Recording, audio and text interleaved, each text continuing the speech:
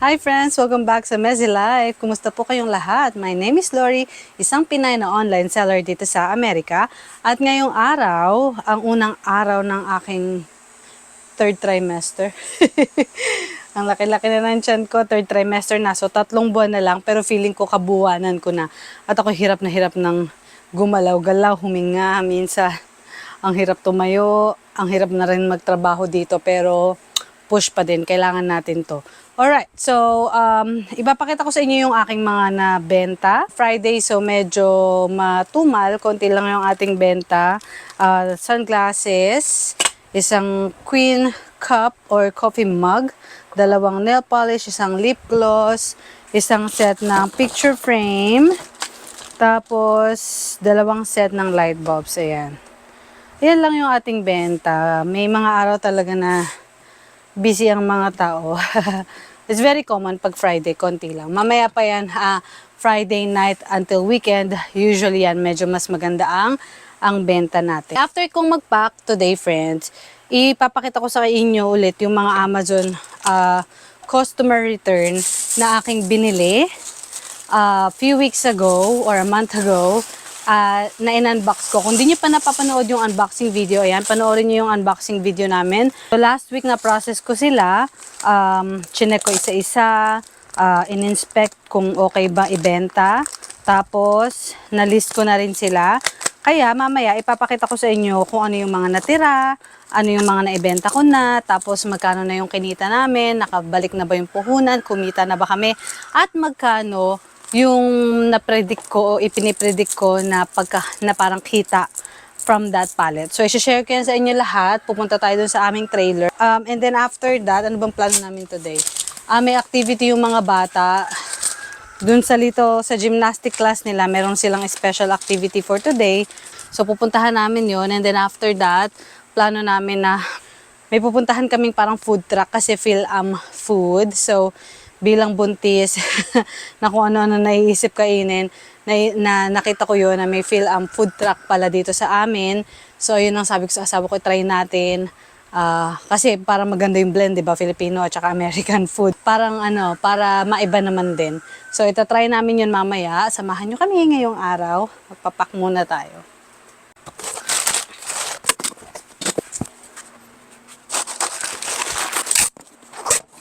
Okay friends, tapos na tayong mag-pack. Ito na yung ating mga napak. Isang bin lang. Talagang matumal. Sad na life ng reseller. Bawi tayo sa ibang araw. Anyways, punta na tayo sa aming trailer para maipakita ko na sa inyo yung chinichika kong Amazon customer return. Ang init nga lang. Dito ako chichika. Alright, so ito na yung ating mga Amazon customer return na pallet. Again, kung hindi nyo pa napanood yung ating unboxing video, I think okay lang din naman kasi ipapakita ko din naman sa inyo yung mga product natin. Ayan yung ating mga natira mula dyan. So, hindi, maliban to. Galing to sa Sam's Club pallet namin. So, ayan. Mga natira, madami pa. Ayan, yung 2 yun. Tapos yung mga boxes na yan. Ito at ito. So, yan. Alright. So, bago ko ipakita sa inyo kung ano yung mga natira, i-chika ko muna kung ano yung mga naibenta na natin. So, again, within this week, today is Friday. So, I think starting last weekend hanggang kahapon or no isang araw, pinrasis ko ang lahat ng Amazon customer return natin na pallet. There are over 100 units. So, I think 120 units approximately na products ang laman nung ating pallet. Okay, so kung napanood nyo yung unboxing video, naipakita ko doon lahat.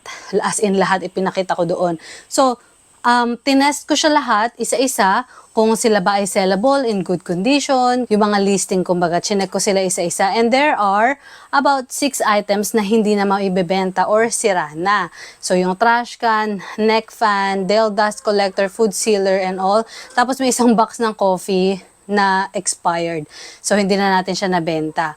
Okay, and then, meron kaming mga items na kinip dahil dahil gusto lang namin yung bubble gun, yung mga bubble machine, nag-keep kami ng isa para paglaruan ng mga bata. Ayun yung price ni Lucas after niya ako tulungan mag-unboxing kahit kasi wala lang siya mapili na ibang laruan. So ayun na lang yung pinili niya. Tapos kumuha kami ng isang maliit na puzzle para kay Andrew. And then yung mga heavy wood, yung Jenga na laruan yun, nilalaro nila. Puro laruan yung kinip namin. And then meron na tayong siguro nasa 20 units na nabenta. Most of them were sold locally sa Facebook group natin and Facebook Market. Ilagay ko na lang sa inyo yung screenshot ng note ko. Nandyan yung note ko kung sino yung mga nagpa-reserve ng product, sino yung paid na. And I already get $374 from that sale. And then nakabenta tayo ng mga 4 na products sa eBay within this week. And about $35. So ang total is only $409 pa lang yung napera natin, no? So selling about 20 items, meron na tayong $400. So may 200 something dollar away pa tayo from the puhunan kasi yung pallet is $615, okay? Pero, remember na we only have sold so far 20 units. Meron pa tayong nasa 100 na units na natitira. And lahat yan ay nakalist na sa ating eBay. Pero yung iba dyan, nasa Amazon pa din. So, for example, ano ba dito yung mga binenta ko sa Amazon? Ito, yung puzzle na yan, nasa Amazon yan. Perfect. Tingnan nyo naman, naka-sealed pa. So, nilist ko yan sa FBM, Amazon FBM. Ano pa ba? Marami pa. So, pero karamihan ay nilist ko na lang siya sa eBay. Alright? And then, I think the most surprising product para sa akin is yung toothbrush. Ito, nasold na siya actually. Our top 2 products na parang masasabi kong nakachamba tayo or sinuwerte tayo ay ito. Itong dalawang product na to. So, itong toothbrush na to ay nasa 200 something dollars, diba? High dollar value siya. Electric toothbrush yan. So, ayan, nakita nyo naman, maayos yung loob. So, parang nasira lang talaga yung box. So, nung binenta ko siya, nilagay ko, nakalagay na, ano siya, damage box only. Sold na yan. Nabenta ko lang siya for, I think, $130. Half price ng original price. Kasi nga, ayun yung aking deal sa aking local Facebook group. So, para sa kanila, really good deal yan. Kasi 50% off. Tapos, brand new naman siya. Talagang sira lang yung box. 'Di ba? Alright. Tapos, eto, hindi ko to binuksan during unboxing video kasi ang bigat niya. Pero nung pagkabukas ko, na-surprise ako kasi tingnan nyo naman, bagong-bago na speaker. Ang halaga niya ay nasa $179. Parang magandang brand na speaker yan. Tapos ito yung lalagyan niya. So, yan yung ating top 2 na high value na product. Ayan. So, marami pa namang iba na medyo feeling ko maganda-ganda. Like, for example, ano pa ba? Yung una na yan, nasa $50. Yung mga pang cover ng furniture. Itong box, itong marami na mga boxes na yan, parang ano siya, para sa mga card collector. Ang set ng 3, so yung sa Amazon, 3 piraso na ganyan is $24. And I have 8 sets, diba? Brand new yan, so magandang pera din yan. Marami din yung mga minor damage na boxes like this. Nung nakuha namin yan sa box, talagang sira-sira. Hindi man sira-sira. Bukas yung box. Kumbaga hindi siya naka-sealed kasi. So inayos ko yung pagtatape, ganyan. Tinape ko ng paisa-isa ng maayos. Tapos, ayan, maraming mga boxes na gano'n na sira. Ayan. Mga sira-sira na box. Pero, pag tinignan mo yung product, okay naman siya. So, pipicturean mo lang yung mga product mismo. Tapos, sasabihin mo lang dun sa listing na like new, but no box or damaged box only, ganyan. So, yun lang yung mga problema natin. So, ito yung siguro hindi ko pa na-list. Ito lang yung hindi ko pa na-list. Kasi meron kaming 3 na box na ganyan. Ayan, parang unicorn party set. Tapos, tong dalawa, pareho silang sira. So, kailangan ko pa siyang i-inspect isa-isa kung may nagkulang ba. Ito yung list ng dapat laman. So, i-check ko pa siya kung ano yung kulang, kung may nagkulang ba, ganyan, bago ko siya ibenta as damaged box. So, yun yung matrabaho na part. Pero, most of them, okay naman. Wala naman tayong naging problema. Ito naman, wall mount, yung parang sabitan ng TV.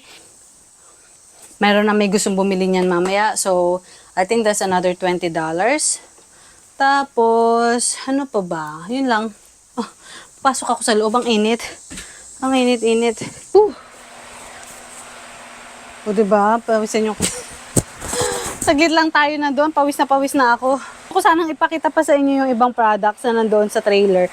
Kaya nga lang, talagang sobrang, kaya nga lang talagang mainit. So, yun na nga, nakita nyo naman yung mga natirang products. Most of them are in good condition. Talagang medyo damage lang yung box. So, yung iba, pinalitan ko siya ng mas magandang plastic bag para mas kaaya-aya pagka may bumili, ganyan. At saka mas madaling ipack kapag ipapack na natin kapag na-order na siya.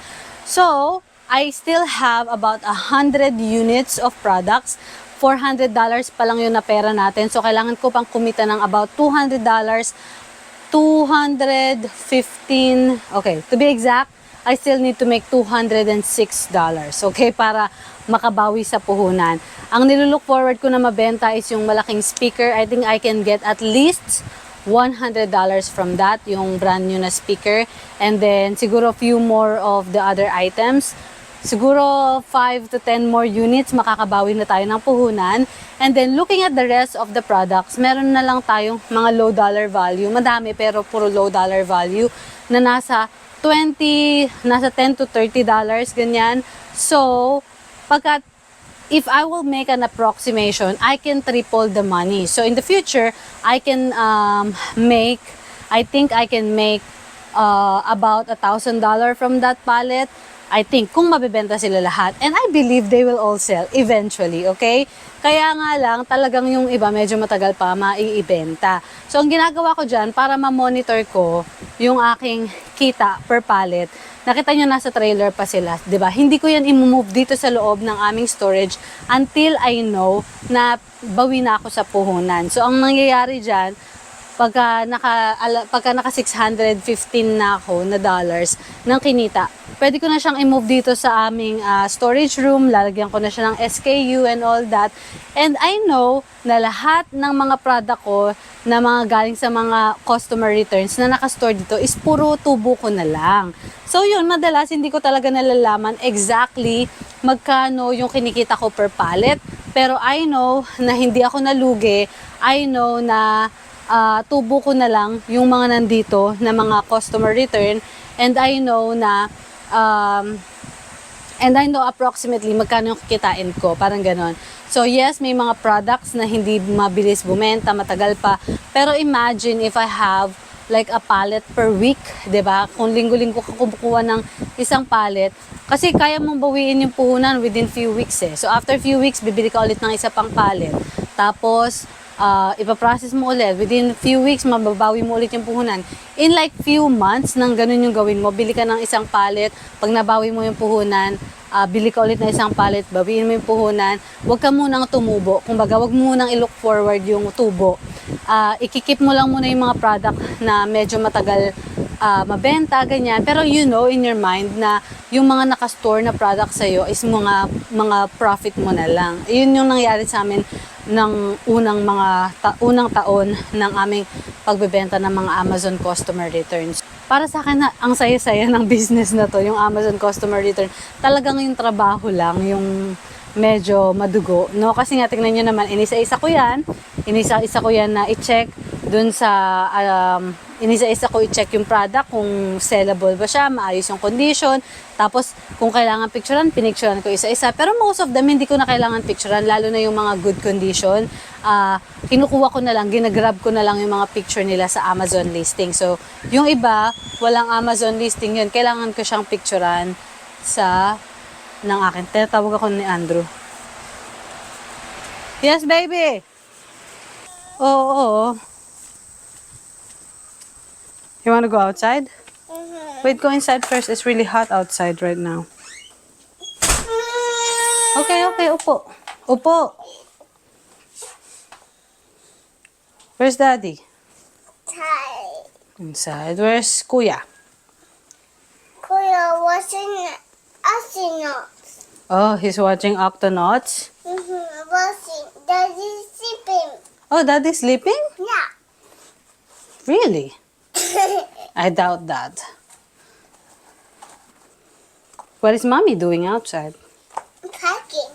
Correct. Mommy doing stuff. Mommy doing stuff. Say hi, everybody. Everybody. My name. Sabi mo, my name. Mommy, No, your name. I do. Say hi, everybody. Hello, buddy. Welcome to Mezzy. Nice. Aking mag-aama, si Ryan, at yung aking dalawang babies. Lumabas sila. Hiningal ako. Dinala ko yung upuan. May bibilin lang daw sila sa Home Depot. Pintura yata. Gas. Ay, gas. Ano ba? Oil pala, oil. Bibili daw sila ng oil para i-change oil ni Mr. ang aking oil ng aking sasakyan. So, yun, lumabas sila. Hindi na ako sumama kasi may magpipick up nitong dalawang upuan. Tingnan nyo to. Nabenta ko siya sa Facebook Market for $20. So, mura siya. $10 isa, 'di ba? Kinip ko siya. Galing yan sa dati pa naming Amazon customer return na palit. So, marami kaming gamit sa bahay na kinip namin from the customer return pallets. Ngayon, medyo controlled na. Kasi natuto na ako na marami dun sa mga kinip ko is dahil nagandahan lang ako, tapos hindi naman pala talaga namin kailangan. Kagaya nitong dalawang upuan na to. Ayan, ang ganda nila pareho, di ba? Magdadalawang taon na. Hindi pa rin namin nagagamit. Nakakasikip lang ng bahay. So ngayon, ibebenta ko siya, tapos mas mura pa kasi parang medyo naluma ng konti, di ba? Although, maayos pa din talaga yung condition niya. Pero kung binenta ko siya at that time, kung napera ko yan, siguro nasa $50 tong dalawang to. Pero yun nga, dahil 2 taon na namin siyang hindi na ibenta, tapos nakatambak lang, ayan, $20 na lang. May package din pala kami. So, ilalabas ko yung mga upuan, tapos kukunin ko yung package.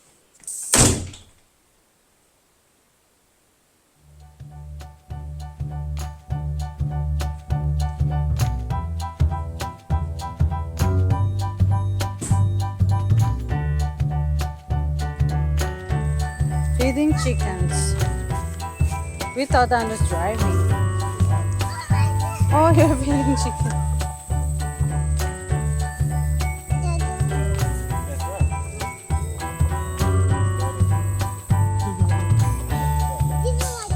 You give them all this shredded wood. Yes, or grass.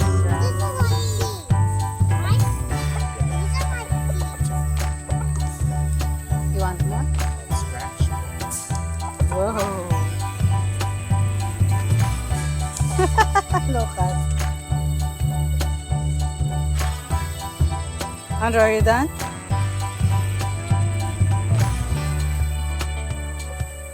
Aren't you driving? Gosh, it's so hot outside. Why these boys want to be outside?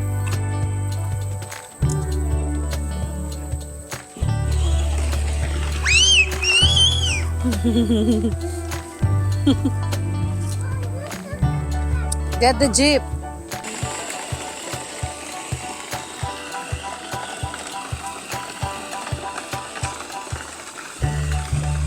Andrew, why do you have to drive there?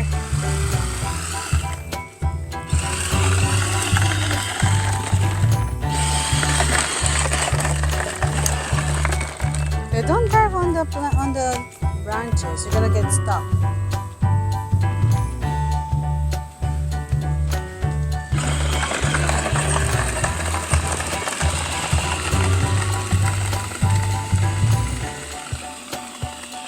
Don't crash.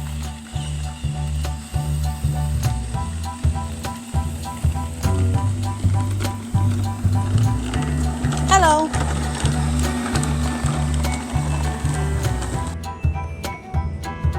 Kind of cute. Yes, you are.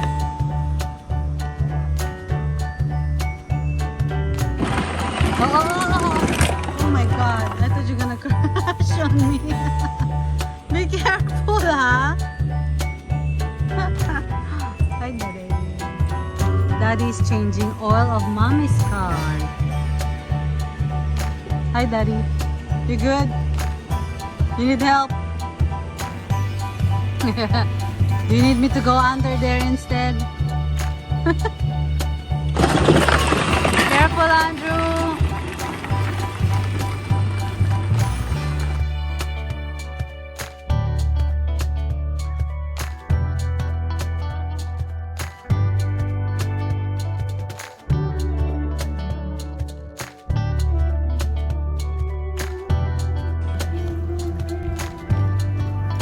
Lucas.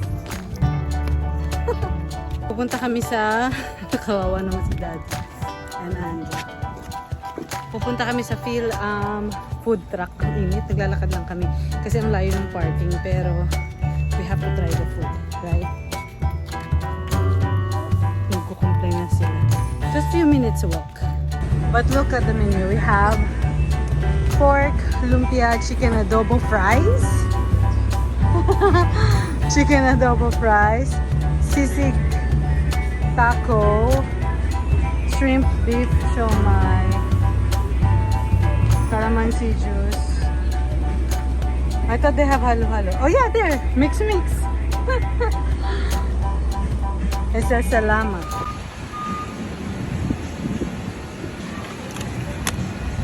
Adobo fries. Okay, late na kami. It's now 4:44. 14 minutes late sa aming pupuntahan na event ng mga bata. Ang hirap lang, friend, talaga pag Filipino. Tingnan nyo naman, Filipino business, Filipino time.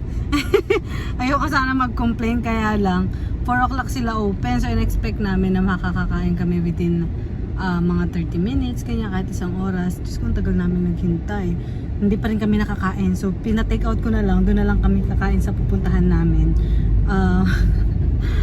Ay. Muntik na nga ako sumuko. Muntik ko na sabihin na wag na tayong umorder, umalis na tayo kasi malilate tayo sa activity. Kaya lang sabi ni Ryan, nandito na nga rin naman daw. So, okay lang malate ng konti dun sa aming activity. So, I ordered halo-halo, lime juice, tapos they have like an appetizer thing. I don't know what's in... I know there's a lumpia, there's siomai, there's a few little things for that appetizer, and then adobo French fries. That's what I'm looking forward to eat because I'm curious how is the French fries flavored adobo. Why do I have to eat it? Spicy. Oh, because there's there's one pepper there, so it's spicy.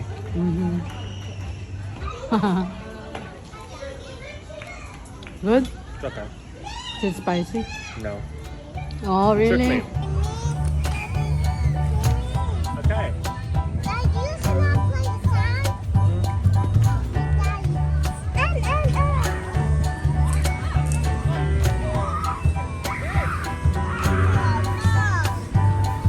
Or Andrew's like, if you tell him to do anything, he says no. Yeah.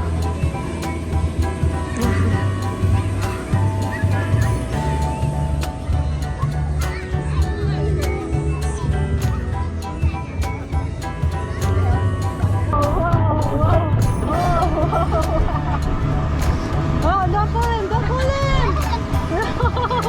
Oh my god, no jiu-jitsu, just jump! Oh my god. Go. Understand? Understand?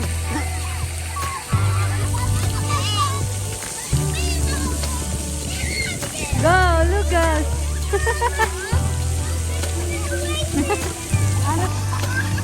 Oh my gosh! Pauwi na kami! Para kami nabasa ng sisiyo. Look at them, so wet. It's not because of the water festival activity, but look at the rain. But it looks clearer on the camera. Hi friends, ito na yung the following day ng ating vlog. Kahapon kasi pag uwi namin from the activities, hindi na ako nakapag-vlog, nag-busy na, nag-asikaso. Nabasa kami lahat, diba? Tapos nag-dinner and all that, so pahinga na. And then I just want to give you an update. Nakabenta ko na yung speaker. Sabi ko naman na nilook forward ko maibenta yun for at least $100. Nilist ko siya sa Facebook Market for $100, hoping na or thinking na mabebenta siya locally. Kasi pag locally, cash yung bayad. So walang tax, walang selling fee from Facebook. Kaya lang, naka-on pala yung shipping. So si buyer, binili niya yung product through Facebook. So pwede naman kasi yun there are two ways to sell on Facebook. Yun nga, through local, pipick upin ng buyer yung product mo, or isi-ship mo pa din. So taga-ibang state yung bumili. So, binili niya yun through Facebook. So, kailangan ko i-ship yung speaker. And dahil through Facebook yun, merong selling fee. Buyer din naman na nagbayad ng shipping, pero meron nga lang talagang selling fee. So, naging $87 lang yung nakuha ko from the speaker, which is okay pa din naman. And then, nakorek ko yung math ko dun sa aking note. So, ngayon, meron na akong $506 from the Amazon customer return. So, ilan na lang? Nasa $109 na lang. Tapos, ano na tayo? Makakasalo na tayo ng puhunan. No? Okay, so yun po ang update sa ating Amazon customer return palette. Again, konti na lang. Makakabawi na tayo ng puhunan, but we still have almost 100 units of product na ibebenta. So, it's a really good business and profit. Matrabaho lang at hindi ka agad-agad lagi makukuha yung profit. Pero may mga palette na nabili namin before na within the week na doble na namin yung pera, talagang tsambahan lang din. Tapos may mga palette na bawi lang yung puhunan, pero actually it only happened to us once. May isang beses lang nangyari yun na talagang hindi maganda yung palette na nakuha namin. Tapos parang bawi lang kami, hindi kami tumubo. Pero most of the time, talagang nadodoble na titriple namin ang aming puhunan sa pagbili ng mga Amazon customer return. So, anyway, i-close ko lang ang video. Marami pong salamat sa panonood sa Messy Life. Till the next video. Bye and happy selling. Bumubulong ako kasi tulog pa yung mga bata. Bye. Nasa work na si Happy.